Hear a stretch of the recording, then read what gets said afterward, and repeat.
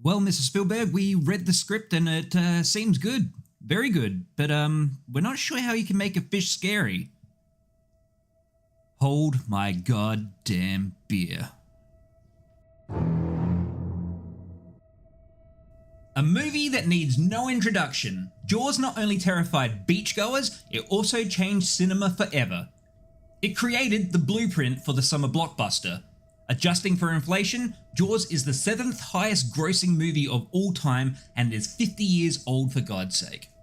It made Spielberg a household name and to this day ranks near the top of all-time best movies. Now that I have finished gushing like a little schoolgirl about how bloody awesome this movie is, how has it not really seen success in other media? Jaws to me is like Jurassic Park, another Spielberg classic. The original is a timeless classic.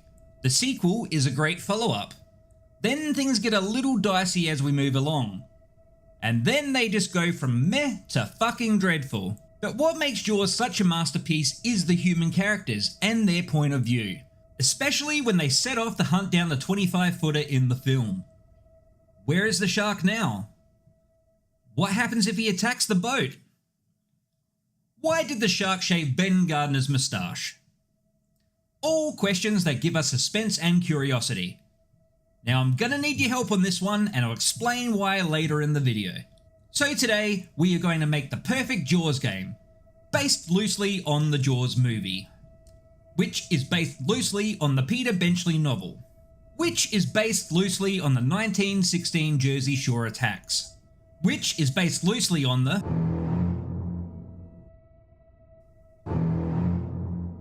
Jaws is a phenomenal bit of storytelling, but we have seen what happens when people try to continue this story. So let's not embarrass ourselves. The game we are creating today is going to follow a similar structure as games like Phasmophobia, a 4-player co-op game where you will travel to different beaches and open ocean, tasked with taking down these oceanic nightmares. But there's more. Each mission is different, with randomized shark behavior, environmental hazards, and evolving threats.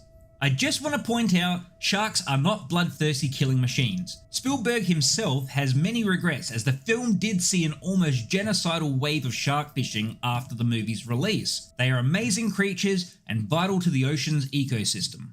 That being said, it's a video game, they are now buses with chainsaw mouths.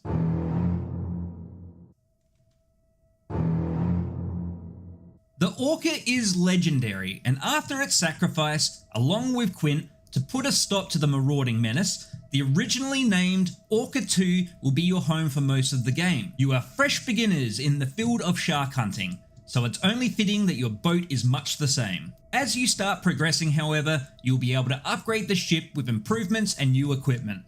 The shark will be trying to take out the boat in its frenzies, so maybe reinforcing the hull would be a smart idea. Or a better propeller for more maneuverability. Fancy a bit of night fishing? Add a spotlight for surface spotting, or lights underneath the boat to help illuminate the murky waters if you are brave enough to dive in. Cockpit equipment for navigation can be improved, adding a fish finder to help you track your prey. While you wait, why not add some fishing poles so you can pass the time? Make your own chum or sell your catch to fishmongers at the end of the round. How about adding a small lifeboat as a last resort at survival if the Orca 2 does go down? And of course the iconic cage and barrels. It wouldn't be a Jaws game without them. There are plenty more additions to the boat we can add, so you can make the Orca 2 a hunting machine or a floating buffet. Your choice.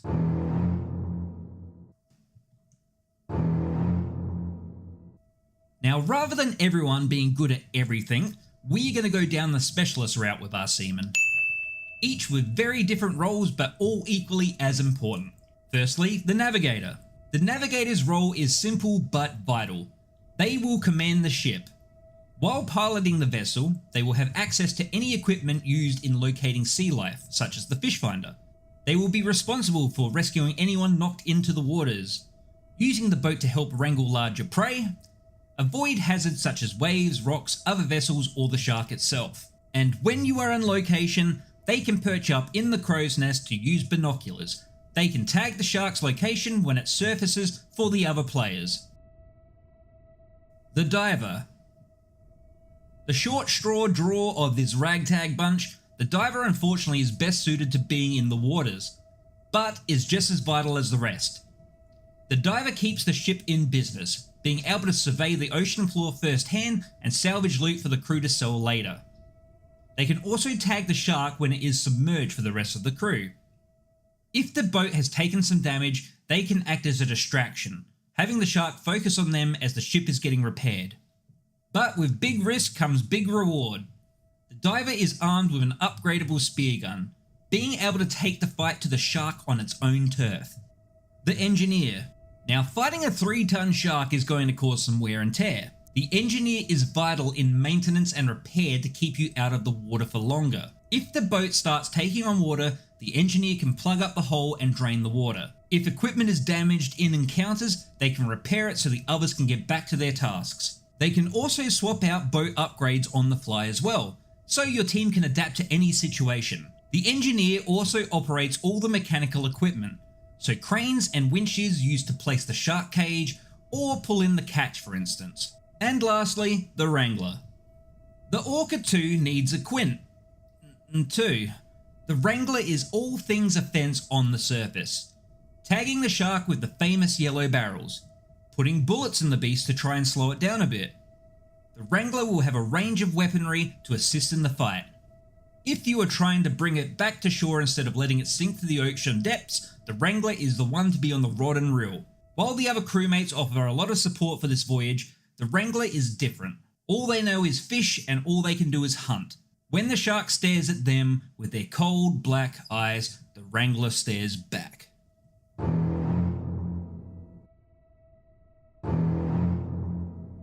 Now, I thought about this a lot. Originally, I was going to include other species like hammerhead sharks, bull sharks, makos, and so on. But it's Jaws. It's a great white and only a great white. But we can have many great whites. Much like the ghosts in Phasma, having different abilities, our sharks will have the same. Here's the starting lineup with many more to come. The shark that started it all, it would feel wrong not to include him. Bruce mid-stats on everything, so he has no huge strengths and no huge weaknesses. The king is back, baby. While not a heavy hitter like some of the others, this shark is all about speed and agility. Much harder to get a shot on, likes to change locations, and is a big fan of surprise attacks.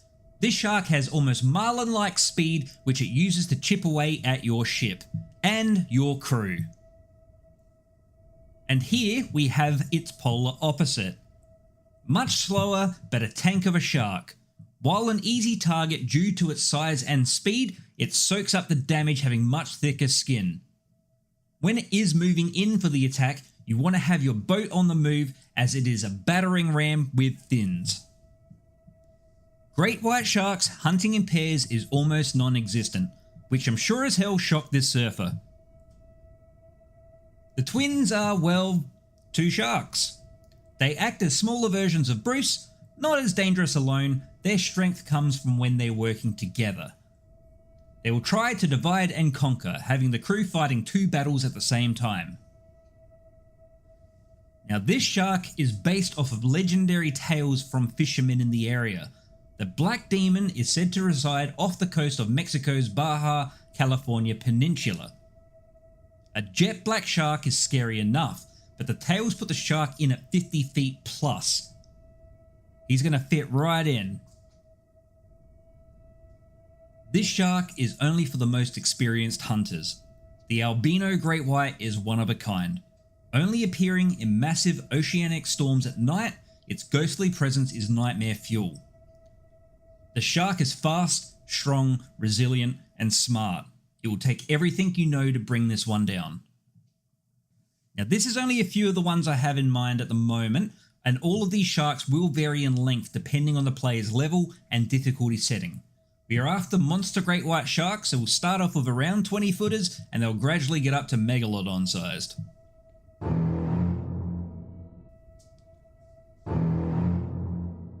The Orca 2 is your floating base of operations. Before a match starts, you are docked. This is similar to the safe house in Phasmophobia.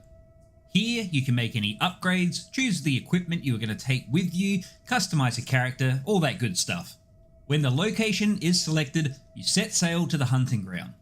Now, unlike Phasma, once the mission starts, you are all in. There is no safety net of being able to run back to the van. You are given a good-sized area to explore. Using skills and equipment, you can look for clues that will help you find your target, maybe a whale carcass or seagulls in a feeding frenzy.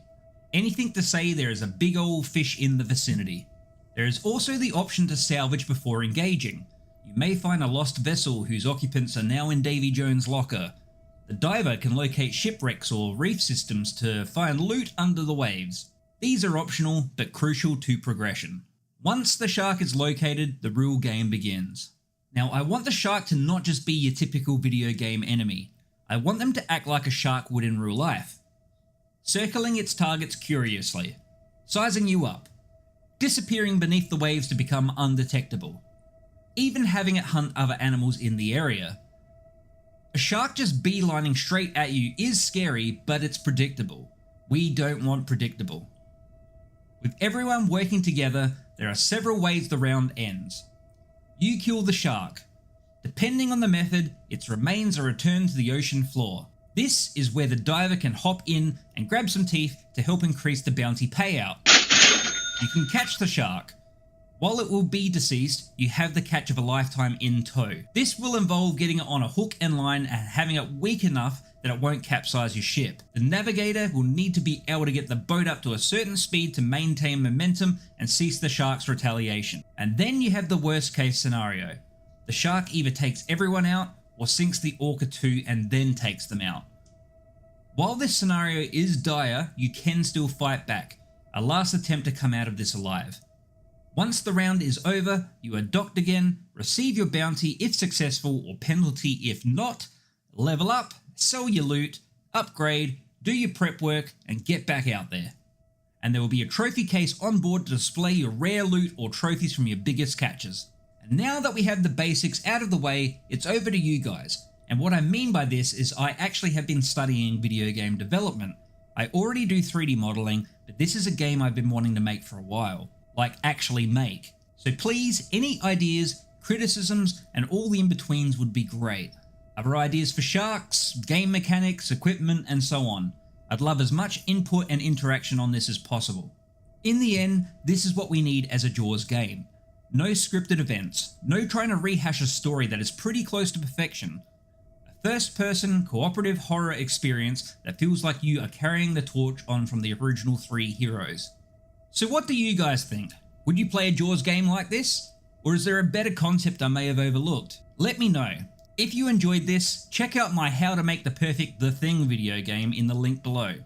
Again, thank you for watching and remember, it is never safe to go back in the water.